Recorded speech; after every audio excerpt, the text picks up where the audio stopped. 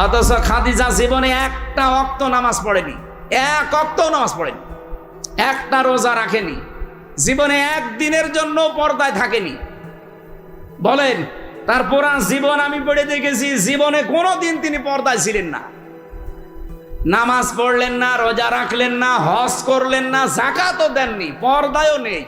অথচ আল্লাহ সালাম দিয়েছে, জান্নাতে ঘর বানিয়ে পাঠিয়েছে। আমি কি ঠিক শুনলাম? এটা তো ঠিক জামাতের একজন এমপি সাহেব, বাংলাদেশের তথাকথিত বিশিষ্ট ইসলামিক বক্তা আমির হামজার কথা। যেহেতু উনি ইসলামিক বক্তা, আমি আর একবার শুনতে চাই, রিপিট শুনতে চাই।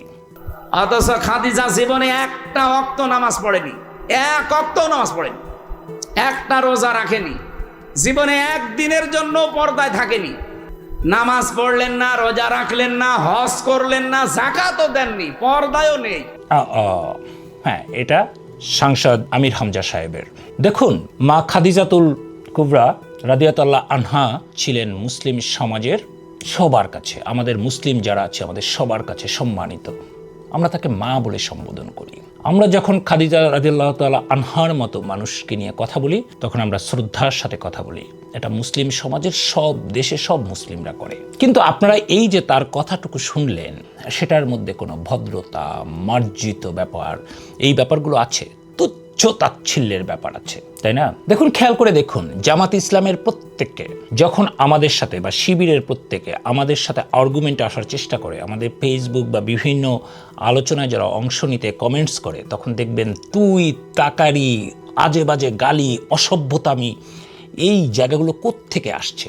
আসলে যখন আপনি এই মাপের একজন ইসলামী বক্তা হিসাবে হাইপ তুলে রাখবেন, বিশাল এক বক্তা বানিয়ে রাখবেন, তার কথা সাধারণ মানুষগুলো বিশ্বাস করবে এবং তাদের কাছ থেকেই মানুষ আচরণগত বিষয়গুলো শিখবে। তো জামাত ইসলামের লোকেরা যেহেতু এই ধরনের মানুষদেরকে ফলো করে, তো তাদের যে আচরণগত পরিবর্তন আমরা গত কয়েক বছর ধরে দেখছি, এই আচরণগত পরিবর্তনের মূল জায়গা কিন্তু এখান থেকে, এই সব জায়গা থেকে আচরণগত পরিবর্তনগুলো এসেছে। তো এ তো বলছি মুসলিম বিশ্বের সবচেয়ে সম্মানিত নারী মা খাদিজা রাদিয়াল্লাহু তাআলা আনহাকে নিয়ে তার মন্তব্যের বিষয়। এবার আসুন আমরা বিভিন্ন বিষয়ে আমির হামজার কিছু কথা শুনব। চলুন।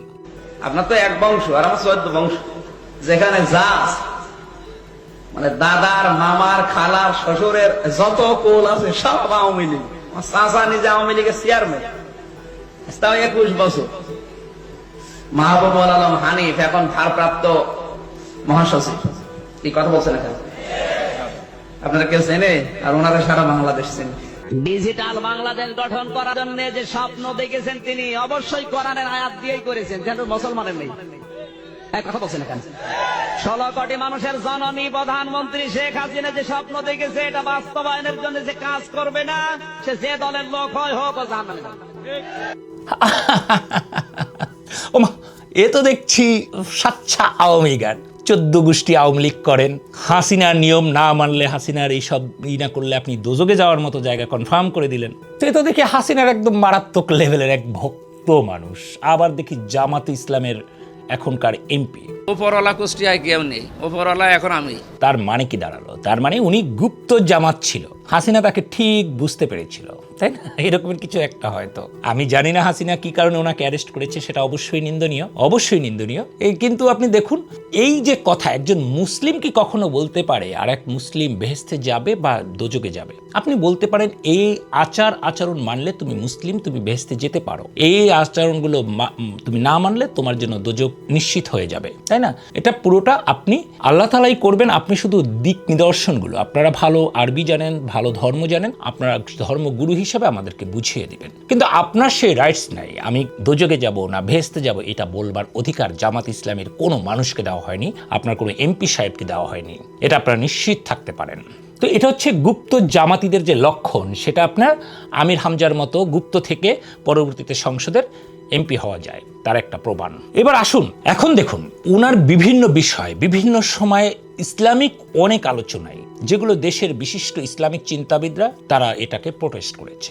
আমরা সেগুলো আলোচনায় যাব না, যেহেতু আমাদের ধর্ম সম্পর্কে ওনারা যেহেতু আলেম বলে নিজেদেরকে দাবি করেন, সুতরাং আলেমদের কথাকেই আমরা ধরে নিব যে আলেম সাহেবরা তারা তাদের মতো করে নেবেন। তবে আমি এ পর্যন্ত যত জায়গাতে ঘেটে দেখেছি, ওনার অনেক কথাই অন ইসলামিক ছিল, যেটা ইসলামকে অ্যাপ্রুভ করে না সেই রকমেরও কথাগুলো উনি বলতেন। যেমন উনি করোনার সময় কি বলেছিলেন, নতুন নতুন নাম আসবে, করোনা, লাসা, পঙ্গপাল, কত কিছু আসতেছে, এগুলো সব নতুন, এগুলো সব আমার আল্লাহর কসম।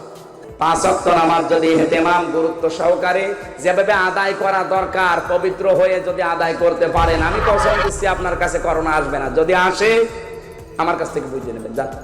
এবং এটার প্রতি উত্তর কিন্তু আমাদের শায়েখ আব্দুল্লাহ হুজুর দিয়েছিলেন। তাদের এই সমস্ত কথার কারণে কেউ যদি অসতর্ক হয় এবং তার অসতর্কতার কারণে তিনি যদি এই রোগে আক্রান্ত হন এবং তিনি মৃত্যুবরণ করেন, তাহলে এই বক্তা, এই আলোচক এবং এই অর্বাচীন লোকটি তার জন্য দায়ী থাকবেন, আল্লাহর কাঠগড়ার আসামি হবেন। তো বিষয়টা হচ্ছে এই রকমের, প্রতিটা ক্ষেত্রে যখন ইসলাম নিয়ে উনি কথা বলেন, ইসলামিক চিন্তাবিদরা কিন্তু সেটাকে প্রোটেস্ট করেছে। কিন্তু সব কিছু ছাপিয়ে এরপরে আমরা যেহেতু সাধারণ মানুষ, আমরা সাধারণ কিছু বিষয় নিয়ে কথা বলি। দেখুন, কিছুদিন আগে উনি সাংবাদিকদের এক অনুষ্ঠানে গিয়েছিলেন। সাংবাদিকদের খুশি করতে গিয়ে উনি আমাদের মহানবী সাল্লাল্লাহু আলাইহি সাল্লামকে সাথে সাংবাদিকদের তুলনা করে ফেললেন। সংবাদ যারা বহন করে তাদেরকে আমরা সাংবাদিক বলি, এই অর্থে নবীজি সাংবাদিক ছিলেন। আর আপনারা যেহেতু একেবারে ঘটে যাওয়া সংবাদগুলো সঙ্গে সঙ্গে দিতে চান, এই জন্যে আপনাদের সম্মানটা আরেকটু বেশি। মহানবী সাল্লাল্লাহু আলাইহি সাল্লাম ছিলেন আল্লাহর দূত এবং জার্নালিস্ট, সংবাদকর্মী, এর মধ্যে অনেক পার্থক্য আছে। রাসূলুল্লাহ সাল্লাল্লাহু আলাইহি ওয়াসাল্লাম কখনোই সাংবাদিক ছিলেন না। রাসূলুল্লাহ সাল্লাল্লাহু আলাইহি ওয়াসাল্লাম আল্লাহর প্রেরিত দূত ছিলেন, মেসেঞ্জার ছিলেন, আমাদেরকে আল্লাহ তাআলার বাণীকে আমাদের কাছে পৌঁছে দিয়েছেন। উনি নিজেকে এত বড় একটা শিক্ষিত, এবং জামাত ইসলামের মানুষরা এত বড় শিক্ষিত, কোন জায়গায় আমি হয়তো খেয়াল করেছি উনি নিজেকে গোল্ড মেডেলিস্ট বলেও দাবি করেছেন। তো এই গোল্ড মেডেলিস্ট একটা ছেলে খুব সাধারণ একটা শব্দ জানে না, যে একটি সংবাদ পৌঁছানো আর সংবাদপত্রের কর্মী মানে সাংবাদিক, এই দুটো প্রফেশনের মধ্যে পার্থক্য কতটুকু। তারপরও বড় কথা হচ্ছে, মহানবী সাল্লাল্লাহু আলাইহি সাল্লামের সাথে কি কারো তুলনা চলে? কোনো বিষয়ে তুলনার জায়গাতে আনলে, মানব জাতির জায়গাতে তুলনার জায়গায় আনলে কি মহানবী সাল্লাল্লাহু আলাইহি সাল্লামের সাথে তুলনা করা যাবে? তাই না? তো এই যে বিষয়গুলো সাধারণ বিষয়, আপনার একের পর এক দেখতে আমি ধীরে ধীরে ঢুকছি। দেখুন উনি মানসিকভাবে কতটা সুস্থ কিংবা অসুস্থ একজন মানুষ। কিছুদিন আগে উনি কি করলেন? উনি বললেন সলিমুল্লাহ মুসলিম হলে নাকি আজান হতো না, ছাত্রলীগ নাকি আজান দিতে পারতো না। 16 বছর আজান দিতে দেয়নি সালেমরা। ছাত্রলীগের ভাইদের নাকি ঘুমের ডিস্টার্ব হবে, এজন্য ফজরের আজান হইতো না। এই যে মিথ্যাচার, একটা মিথ্যা তথ্য জাতির সামনে তুলে ধরা এবং পরবর্তীতে ওনার ক্ষমা চাওয়া, এটা কি বলে? একটা মিথ্যা তথ্য প্রচার করা একটি ইসলাম ধর্মে কত বড় গর্হিত কাজ। জামাত ইসলামের মানুষরা যেটা হর হামেশা করে, কথার এতটুকু রেখে বাকিটুকু ছাটটাট করে তারপরে প্রচার করে বেড়ায় যে এটা এই রকমের ন্যারেটিভ তৈরি করে। এই যে মিথ্যাচার জামাত ইসলামীগুলো শিখেছে, এই শিখানোর মূল কারিগর হচ্ছে এরা। এদের মাধ্যমে এই যে মিথ্যাটাকে প্রচার করে দেওয়া, এবং জামাতের প্রচার মাধ্যমে, যেমন আমরা যারা বিএনপির সাপোর্টার বা করি, আমাদের হয় কি, আমাদের সবাই হচ্ছে সাপোর্টারের সংখ্যা বেশি। আমাদের কেউ সাধারণত আমাদের প্রচার মাধ্যমগুলো, আমরা প্রচারের সবসময় দোষ দেই বিএনপির, মানে মিডিয়া অমুক সমুক দোষ তাদেরকে দিয়ে থাকি। কিন্তু বিষয়টা একবার চিন্তা করে দেখুন, আমরা যারা সমর্থক আছে, আমরাই কি খুব বেশি প্রচার করি থাকি? দেখুন, জামাত ইসলামের প্রত্যেকটা টু শব্দ হলো জামাতের 100, 200, 500, 10,000, 1,000, 20,000, 1 লাখ করে শেয়ার হয়ে যাবে। কিন্তু আমরা যদি কোনো কথা বলি, সেটাও কিন্তু 100, 200, 500 শেয়ার হবে, এবং we are happy about that. আমরা সেটাতে খুশি, কারণ আমাদের কোনো মিথ্যাচার থাকে না। ওদের মিথ্যাচারটাকে বেশি মানুষের মধ্যে প্রচার করে থাকে, এবং সেই বুদ্ধিগুলো নিয়ে দেখেন, এখন যখন এই প্রচারটা হলো, তখন কিন্তু লক্ষ লক্ষ মিলিয়ন ভিউ হয়ে গেল। ভিউ হওয়ার পরে সে যখন ক্ষমা চাইল, সেটা কিন্তু মাত্র 1 লাখ 1.5 লাখ লোকের কাছে। তাই 10-20 লাখ লোকের কাছে বা 50 লক্ষ মানুষের কাছে শেয়ার হওয়া একটা জিনিস, সেটা 10 লক্ষ একটা মানুষের শেয়ারের কাছে, 1 লক্ষ একটা মানুষের শেয়ারের কাছে এক হবে না। সুতরাং ওনার প্রচারটা কিন্তু ঠিক উনি করে ফেললো। এভাবেই মিথ্যাচার করে প্রচার করে জামাত ইসলামী। অর্থাৎ জামাতের যে কোনো প্রচার আপনার প্রথমে সন্দেহের জায়গাতে রাখবেন। এটা আমির হামজার বড় থেকে উদাহরণ। এবার আসুন দেখুন, খালেদা জিয়ার দ্বিতীয় ছেলের নাম কি? কয়কার বাদ দিয়ে যদি শুধুমাত্র হর্ষকার দিয়ে দেন, এই কো ওর দাদি যদি ডাক দেয়, যার দাঁত নেই, কি বলে ডাকবে? কুকুর বলবে, কুকুর পানি নিয়ে আয়। উনি হঠাৎ করে কোকো ভাইকে নিয়ে এসে, যে শালী হোক, একজন মানুষের নামকে নিয়ে, একজন মানুষের ব্যক্তিগত নিয়ে কি মানুষ কখনো তার প্রচারণা করতে পারে? এত নোংরা ভাষায় প্রচারণা করতে পারে? এখান থেকে বুঝে নিন উনি কতটা নোংরা, বিভৎস মানসিকতা হলে একজন রাষ্ট্রপতির, এবং যারা কোকো ভাইকে চিনেন, যারা আরাফাত রহমানকে চিনেন, জানেন, তারা জানেন কোকো কি পরিমাণে মারাত্মক রকমের একটা আন্তরিক একজন ভালো মানুষ ছিলেন। দুই দল ছিল, লাল এবং সবুজ। রেজাল্ট লাল দল 7 উইকেটে জিতেছে। বড় ভাইয়ের দল। খুব সাধারণ মানুষ ছিলেন। উনি মাঠের মধ্যে বসতে পারতেন, উনি বাদাম খেতে পারতেন, আপনার সাথে মাঠে বসে বাদাম খেতে পারতেন। এই রকমের শহীদের এক ছেলে, যিনি আপনি অস্ট্রেলিয়াতে পড়াশোনা করেছেন, নিজে কোনো মতে একটা ছোটোখাটো কাজ করে পড়াশোনা করেছেন। এই রকমের সাধারণ একটা ছেলে, যার মধ্যে কোনো রাজনৈতিক ছিল না, অভিলাষ ছিল না, রাজনীতির সাথে তার কোনো সম্পর্কযুক্ত ছিল না, খেলাধুলো নিয়ে ব্যস্ত থাকতেন, খুবই নিভৃতে থাকতেন, নীরবে থেকে উনি কাজ করে যেতেন। খেলাধুলার জন্য যা করেছেন বাংলাদেশের ইতিহাসে স্মরণীয়। সেই রকমের একটি মানুষকে নিয়ে উনি কি নোংরা ভাষায় কার সাথে তুলনা করলেন? এটাকে বলুন, এটাকে কি মানসিক সুস্থ কোনো মানুষ এটা করবে? একজন অসুস্থ মানুষের পক্ষেই এই ধরনের কাজ করা সম্ভব। জাহাঙ্গীরনগর বিশ্ববিদ্যালয়ের ছেলেরা নাকি কি করে?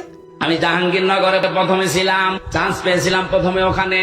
আমি দেখেছি সকালবেলা কুলি করছে মদ দিয়ে, ছাত্র পিটাচ্ছে শিক্ষককে। মদ দিয়ে কুলি করে না ঘুম থেকে উঠে।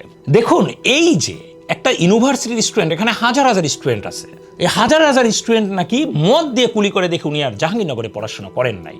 উনি নাকি জাহাঙ্গীরনগরে ভর্তি হয়েছিলেন। পরবর্তীতে অবশ্য দেখা গেছে উনি জাহাঙ্গীরনগর ইউনিভার্সিটির স্টুডেন্ট ছিলেন না, কখনো ভর্তি হন নাই। কুষ্টিয়া বিশ্ববিদ্যালয়, ইসলামী বিশ্ববিদ্যালয় যেটা, এরপরে রাজশাহীতে, এরপরে জাহাঙ্গীরনগরে চান্স পাইনি, আমি পরীক্ষা দিয়েছিলাম। তো দেখুন, এই রকমের মিথ্যাচার একটা, দুইটা, তিনটা, চারটা হয়, মানুষটার সিরিয়াল করতে গেলে প্রচুর, এবং পরবর্তীতে আবার মাপ চাওয়া, এই মাপ চাওয়া, ক্ষমা চাওয়া এবং এগুলো আমির হামজার একটা নিত্য নৈমিত্তিক ব্যাপার। দেখুন, ইসলাম ধর্মে কাউকে আপনি কাফের, কাউকে আপনি নাস্তিক, এই ধরনের খেতাব দেওয়া খুব ভয়ঙ্কর রকমের মারাত্মক অপরাধ। আমি আপনি জানি না মৃত্যুর 1 মিনিট আগে, 30 সেকেন্ড আগে, 1 ঘন্টা আগে একটা মানুষ মুসলিম হয়ে পাক্কা শুদ্ধ হয়ে মারা যেতে পারেন। আল্লাহ তাআলা হয়তো তাকে বেহেশত নসিবও করতে পারেন। সারা জীবন মুসলিম থেকেও আমরা হয়তো অনেকেই বেহেশতবাসী হব না, কারণ আমাদের ভুল প্র্যাকটিস ছিল, আমাদের মিথ্যা প্র্যাকটিস ছিল, আমরা মিথ্যাটাকে প্রচার করেছি, এগুলো ছিল। কিন্তু কোনো একজন মানুষ জীবনের শেষ সময়ে, শেষ মিনিটে এসে খাঁটি মুসলিম হয়ে পৃথিবী থেকে বিদায় নিতে পারেন এবং উনি বেহেশতবাসীও হতে পারেন। এখন জ্বালানি এবং বিদ্যুৎ প্রতিমন্ত্রী যে লোকটা, মাহমুদ হাসান, ইকবাল হাসান মাহমুদ টুকু, একটা নাস্তিক এবং ইসলাম বিদ্বেষী, আপাতমস্তক ইসলাম বিদ্বেষী। আপনি যদি বলেন উনি জামাত ইসলামী বিদ্বেষী, সরমনায় পীরের বিদ্বেষী, না, উনি ইসলাম বিদ্বেষী। উনি আমাদের বিদ্যুৎ মন্ত্রীকে নিয়ে, তাকে নিয়ে যখন কথা বলবেন তখন সেটা অবশ্যই অথেন্টিক হতে পারে।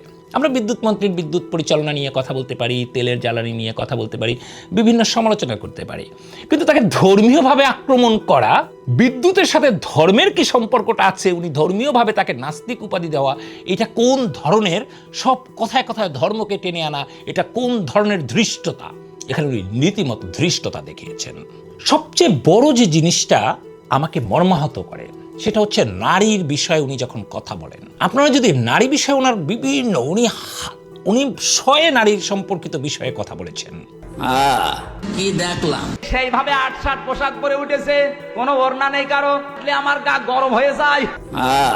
কি দেখলাম। উনি নায়িকাদের সম্পর্কে কথা বলেছেন, বিভিন্ন নায়িকা, বাংলাদেশি নায়িকা থেকে শুরু করে বিদেশি নায়িকা থেকে শুরু করে সবাইকে নিয়ে উনি মন্তব্য করেন। অনেক ভদ্র মহিলাদের সম্পর্কে, অনেক নায়িকাদের সম্পর্কে মন্তব্য করেন। কি ধরনের মন্তব্য করেন? পরিমন একটা চেহারা হইল, আমার সাথে ছিল রাশমিকা মান্দানা, নাম শুনেছেন? চেহারার কাটিং এ এখন পৃথিবীতে 1 নম্বরে আছে। এই মহিলার দিকে একটু আল্লাহর নাম নিয়ে তাকাবেন। মাহিয়া মাহি, মাহিয়া মাহি, কি আল্লাহর ওলির নাম বললাম না? বাংলাদেশে যত নেকেট নায়িকা আছে তার ভেতর এখন অন্যতম। আপনি যদি শাবনূরকে সত্যি দেখে আসেন, এখন শাবনূর তো বুড়ো হয়ে গেছে, চলে না, এখন চলছে মাহিয়া মাহি। কি দেখবেন কি, আমার কি পরিমরের মতো জিনিসপত্র আছে? এরপরে যে ফারিহা না কি জানো, নুসরাত ফারিহা, এরে যদি আপনি দেখে আসেন এই কাশিমপুর বাজারে, আপনি কি নামাজের ভেতরে আলহামদুলিল্লাহ রাব্বিল আলামিন পড়বেন, না মনে মনে ভাবলেন যে কি দেখলাম? তার ওইটা আমি দূর করে দিলাম কষ্টটা। তার মানে কি, তার ওই কষ্টটা আমি শেয়ার করে সরিয়ে দিয়েছি, তার ওই কষ্টটা আমি শেয়ার করে সরিয়ে দিয়েছি। আপনাদের বডি ল্যাঙ্গুয়েজটা খেয়াল করেন। উনি যখন এনাদের নাম উচ্চারণ করেন, ওনার মধ্যে আহ উহ শব্দগুলো আসে। কি দেখলাম? এই যে নারীদের নিয়ে উনি ম্যাক্সিমাম ওয়াজের মধ্যে কোনো না কোনোভাবে এক নায়িকাকে নিয়ে আসেন, কোনো না কোনোভাবে এক মহিলাকে নিয়ে আসেন, কোনো না কোনোভাবে এক নারীকে নিয়ে আসেন। ওনার ম্যাক্সিমাম ওয়াজের মধ্যে দেখবেন কোনো না কোনোভাবে একজন নারী ঢুকেছেন এবং ওই নারীদেরকে উনি বডি শেমিং করা যেটাকে বলে। ওই রিকশায় মোটা মোটা 3টা মমতাজ মার্কা মহিলা উঠেছে। ও হুজুর, এইরকম মহিলা আমার রিকশায় উঠলে আমার গা গরম হয়ে যায়। কি দেখলাম? এটা এক ধরনের সাইকোলজিক্যালি ডিসঅর্ডার, মানসিক একটা অসুস্থতা ওনার মধ্যে আছে। আপনারা তো গুগলে, বিশেষ করে জামাতের লোকজন তো গুগলে খুব বিশ্বাসী, গুগল তাদের খুব শিখায়। তো তাদের মতো করি আমি আর মেডিকেল সায়েন্সের ওই সব জায়গায় গেলাম না, ওগুলোতে আপনারা যেতেও পারবেন না, ওই জায়গাগুলো আপনারা সার্চ করেও দেখতে পারবেন না। হয়তো আপনারা বলবেন আমি ভুল বলছি। আপনারা লিখুন তো, যেই ব্যক্তি কথায় কথায় নারীদেরকে টেনে আনে, নারীর শারীরিক বিষয়গুলো টেনে আনে, তারা কি কোনো রোগে আক্রান্ত? দেখুন, হ্যাঁ, তারা মানসিকভাবে অসুস্থ। দেখুন, উনি ঐশ্বরিয়া রায় সম্পর্কে বলেছেন, শুনুন। ঐশ্বরিয়াকে দেখেছেন? কারা কারা দেখেছেন হাত তোলেন তো। চেহারার কাটিং এ এখন পৃথিবীতে 1 নম্বরে আছে। এই মহিলার দিকে একটু আল্লাহর নাম নিয়ে তাকাবেন। উনি দক্ষিণের এক নায়িকা রাশমিনা, আমি তো উচ্চারণটাও ঠিক মতো করতে পারবো কিনা, উনি রাশমিকাকে নিয়ে বলেছেন, শুনুন। রাশমিকা মান্দানা নাম শুনেছেন? চেহারার কাটিং এ এখন পৃথিবীতে 1 নম্বরে আছে। এই মহিলার দিকে একটু আল্লাহর নাম নিয়ে তাকাবেন। উনি আমাদের পরিমণিকে নিয়ে বলেছেন, উনি আমাদের শাবনূরকে নিয়ে বলেছেন। উনি কাকে নিয়ে বলেননি? বডি শেমিং করা, একটা নারীদেরকে সম্মান করা প্রত্যেকেরই দায়িত্ব। আমাকে অনেকেই, আপনার জামাত ইসলামের পক্ষে অনেকেই আমাকে লিখেন যে অমুককে নিয়ে কিছু বলেন, বিশেষ করে এক নারী সম্পর্কে বলে। আমি সবাইকে লিখি যে উনি একজন নারী, আমি নারীকে নিয়ে কোনো কথা বলবো না। নারীদেরকে আমরা সম্মান করতে চাই, এটা আমাদের পারিবারিক শিক্ষা। কিন্তু ওনার এই পারিবারিক শিক্ষাটা নাই। আমার সাথে কিন্তু তাদের মতামতের বেশ ফারাক আছে। আমার সেই প্রতি উত্তরও দেওয়া উচিত, কিন্তু আমি ওগুলো দেই না, কারণ উনি একজন নারী, এ কারণে দেই না। নারীদের প্রতি সম্মান করা, এটা আমাদেরকে আমাদের পরিবার শিখিয়েছে। সর্বশেষে দেখুন, এই 2 দিন আগে উনি কি করলেন, ওনারই এক কলিগ একসাথে বসে কাজ করেন, সেই প্রসঙ্গে উনি কি বললেন শুনুন। রুমিন ফারহানা আপা আছে, এরপরে যে মন্ত্রী পটলের মেয়ে আছে ফারজানা শারমিন। আমার ডাইনে বামে আমার ভড়ি আলা লোক আমি পেয়েছি, যেগুলো সিরিয়াল করা থাকে আগে থেকে। কে কোথায় বলবে আমরা জানিও না, আল্লাহর ইশারা ভেতরে যে দেখে আমার ডাইনে বামে ভড়ি আলা, এমন বড় বড় ভড়ি, আমার মনে হয় ভড়ি ছিললে ওর ভেতর থেকে হয় ব্রিজ, কালভার্ট, এগুলো হবে। মহিলারা ওদের দেখলে লজ্জা পাবে। রুমিন ফারহানা আপা আছে, এরপরে যে মন্ত্রী পটলের মেয়ে আছে ফারজানা শারমিন। আমার মনে হয় এই তারপরে নায়াব ইউসুফ আছে। এই আপারা আমাদের সামনে, আমার মাঝে মাঝে চিন্তা হয়, আল্লাহ আমার ডাইনে বামে যে অবস্থা, ও ম্যাডাম গুলো যদি এদের পেটের দিকে তাকায়, ভাববে আল্লাহ ছেলে মেয়ে হয় আমাদের আর পেট হয়। হুজুরের পাশে 2 জনের কি ভড়ি, ও কোন মারা যাবে ভড়ির উপর। এখন দেখুন, উনি কথা বলতেছেন পুরুষ মানুষের পেট নিয়ে, সেটাও কিন্তু একটা বডি শেমিং। এটাও কিন্তু, আপনি কোনো পুরুষের কোনো আকৃতি নিয়ে কোনো কথা আপনি বলতে পারেন না। যেমন শুনুন, ওরা উলঙ্গ করেছে আমারে, আমি তো এমনি ছোট মানুষ, আমার জিনিসপত্র ছোট, আসলে ছোট। এখন ওনার মুখে উনি এটা বলছেন, কিন্তু আমি যদি এই কথাটা বলি তাহলে ওনাকে বডি শেমিং করা হয়। আমি যদি ওনাকে এই কথা বলি তাহলে ওনাকে ছোট করা হয়। একজন পুরুষ হয়েও আমি পুরুষের এই ধরনের কথা বলতে পারবো না, এটা ইথিক্যাল না। এটা একটা মানসিক সুস্থ মানুষ এটা করে না। কারণ শারীরিক বর্ণনা নিয়ে কেউ কোনো প্রশ্ন তোলে না, এটা পুরুষ হোক কিংবা মেয়ে হোক। দেখুন, তারপরে আমি স্পেসিফিক জায়গাতে আসি। উনি যদি শুধু পুরুষের কথার মধ্যে থাকতেন তাহলেও বুঝতাম উনি আছেন, উনি ঠিক আছে, ওইটাও অন্যায়, কিন্তু যাই হোক একটা জায়গা আছেন। উনি কেন এখানে আবার নারীদেরকে নিয়ে আসবেন? কেন ওনার নারী কলিগদেরকে এবং যারা সম্মানিত মানুষ, সে 3 জন সম্মানিত নারী এমপিদেরকে নিয়ে চলে আসলেন? ওনারা কোঠারোরা না, ওনার মতোই একজন জনপ্রতিনিধি, ওনারাও সম্মানিত প্রতিনিধি, ওনারা জনগণের ভোটে, হাজার হাজার লাখ লাখ মানুষের ভোটে নির্বাচিত সংসদ সদস্য। তাদেরকে কি কারণে উনি এখানে নিয়ে আসলেন? আমির হামজার সাথে যে সম্পর্ক আছে, যে আমির হামজাকে যেহেতু নমিনেশন দিয়েছে তাতে বোঝা যায়। আমার বাবা যে জামাত করেছেন, সেই জামাতে আমির হামজার নমিনেশন পাওয়ার মতো যোগ্য লোক নয়। আমির হামজা আমাকে নিয়ে আমার পারিবারিক বিষয় নিয়ে সমালোচনা করেছে কোনো একটা ওয়াজে। আমির হামজা? জি, দিনাজপুর জেলায়। ওখান থেকে আমাকে লোক জানিয়েছে, ওয়াজ মাহফিলের মানুষকে দিনের কথা বলা। আমির হামজা হিন্দি সিনেমার সুন্দরী নিয়ে কথা বলেছেন, জামাত ইসলামে এই ধরনের লোক থাকার কথা নয়। এই যে কারণটা পুরুষের বর্ণনা করতে গিয়েও তাদেরকে নিয়ে আসা, এটাই একটা মানসিক বিকলাঙ্গতা। মানসিকভাবে যে উনি অসুস্থ একটা মানুষ, সুস্থভাবে কোনো কথা বলার অধিকার রাখেন না, জ্ঞান রাখেন না, সেটা হচ্ছে এটার প্রমাণ। কথা বলছেন পুরুষ নিয়ে, সেটাও ঠিক না। পুরুষের তার এক কলিগ, সেও তো তার কলিগ, তাকে নিয়ে সে বাজে বাজে কথা বলতেছেন, এবং তারা সংসদ সদস্য। সেই জায়গাতে অনাকাঙ্ক্ষিতভাবে 3 জন নারী সদস্যকে নিয়ে চলে আসলেন, তারাও সম্মানিত মানুষ। এইটুকু যার জ্ঞান নাই, ইনি হচ্ছেন জামাতে ইসলামের সবচেয়ে জ্ঞানী ইসলামিক চিন্তাবিদ। তাহলে এই যে মেয়েদের সম্পর্কে ওনার যে লালাতুর কথা, ওই রিকশায় মোটা মোটা 3টা মমতাজ মার্কা মহিলা উঠেছে। বলছে, হুজুর এইরকম মহিলা আমার রিকশায় উঠলে আমার গা গরম হয়ে যায়। কি দেখলাম? হ্যাঁ, এই ধরনের শব্দগুলো উনি ব্যবহার করেন। এই যে লালাতুর শব্দগুলো উনি ব্যবহার করেন, এই লালাতুর জিনিসটাই মারাত্মক রকমের গ্রাস করছে জামাত এবং শিবিরের ছেলেদের মধ্যে। যেই কারণে তারা মা বোনদেরকে নিয়ে গালি দিতে পারে, যেই কারণে তারা জানেই না যে যাদেরকে গালি দিচ্ছে তাদের মা হয়তো হাজী সাহেব হবেন, মা হয়তো সারা জীবন কোনো পুরুষের সাথে দেখা দেয়নি, তারা হয়তো জানেই না তাদের মায়েরা কত বড় বিদ্বান মহিলা থাকতে পারেন। এই ধরনের মানুষগুলো যখন এরকমের নোংরা ভাষায় কথা বলেন, তার মূল সূত্র হচ্ছে এই যে এদেরকেই বলে হচ্ছে তারা এই যে জামাত ইসলামী যেটা করে, ভয় দিয়ে একটা মানুষকে তুলে ধরে উপরে, এর মতো জ্ঞানী লোক পৃথিবীতে নাই। এই যে ভয় দিয়ে তাদের শ্রেষ্ঠ ইসলামিক চিন্তাবিদের মানসিক বিকলাঙ্গতা সম্পর্কে আপনাদেরকে বললাম। আমি খুব দ্রুত করে জাতীয় সংসদ সদস্যদেরকে বলবো, আপনারা প্রস্তাব আনুন, স্পিকারকে বলবো ওনাকে মানসিক চিকিৎসার ব্যবস্থা করান। একজন মানসিক অসুস্থ মানুষ জাতীয় সংসদে প্রার্থী হতে পারে না, জাতীয় সংসদ সদস্য হতে পারে না।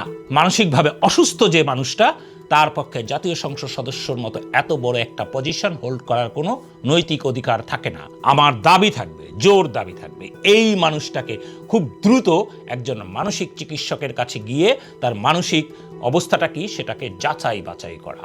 এভাবে চলতে পারে না।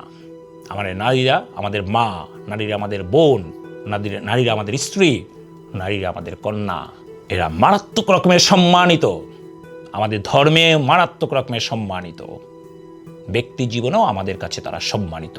এই রকমের লালাতুর দৃষ্টিতে থাকা, একজন কুলুপ দৃষ্টিতে থাকা একটা মানুষের কাছ থেকে নিত্যদিনের মতো, প্রতিদিনের মতো এভাবে নারীদের নিয়ে কথা বলবে, আর সেই মানুষটা জাতীয় সংসদে গিয়ে বলবে, মাননীয় স্পিকার আমি এটা বলতে চাই, সেটা বলবার আগে আমরা শুনতে চাই উনি মানসিকভাবে সুস্থ। এই জোর দাবি জানি বাংলাদেশের প্রত্যেকটা মানুষ হয়তো আমাকে সমর্থন করবেন। বাংলাদেশের জাতীয়তাবাদী সমস্ত মানুষদেরকে এই মানুষের বিপক্ষে থাকার জন্য অনুরোধ করব। এই মানুষের বিপক্ষে না, তার ভয়েসের বিপক্ষে। এই মানুষটার ব্যক্তিগতভাবে না, এই মানুষটার মুখ থেকে যে কথাগুলো বের হয়, ডেলিভারি হয়, উনি যে নীতিতে কথা বলে, সেই নীতির বিপক্ষে সবাই দুর্বার আন্দোলন করে তুলুন। বাংলাদেশ এগিয়ে যাচ্ছে নারী এবং পুরুষদেরকে নিয়েই। আমরা সব মা বোনদেরকে পাশে নিয়ে আমরা ভালো থাকতে চাই, সুন্দর থাকতে চাই। কোনো মা বোনের অসম্মান হয় এই রকমের কাউকে আমরা সমর্থন দিব না। এগিয়ে যাচ্ছে বাংলাদেশ। মাননীয় প্রধানমন্ত্রী, আপনাকে অসংখ্য ধন্যবাদ। আপনি আপনার পাশে থাকা 2 জন নারীকে মারাত্মক সম্মানের জায়গা দিয়ে রেখেছেন। বাংলাদেশের অনেক পরিবারের সাথে আমার কথা হয়, সেই পরিবারগুলো সবাই বলে, যদি তারেক রহমান এটা পারে তুমি কেন পারো না? এই যে আমাদের মা এবং বোনদেরকে আপনি এগিয়ে দিয়েছেন, আপনি আপনার পরিবারকে যে সম্মানটা দিয়েছেন, আপনার সম্মানের জায়গাটা অনেক বেড়েছে। এবং আপনাকে দেখা দেখি বাংলাদেশের লক্ষ পরিবার তার স্ত্রী কন্যাকে নিয়ে একসাথে যাতায়াত করা শুরু করেছে। স্ত্রীকে, তার সন্তানকে সময় দেওয়া, তার কন্যাকে সময় দেওয়া শিখেছে বাংলাদেশের লাখো পুরুষ। ধন্যবাদ মাননীয় প্রধানমন্ত্রী। আল্লাহ হাফেজ। বাংলাদেশ জিন্দাবাদ। আসসালামু আলাইকুম।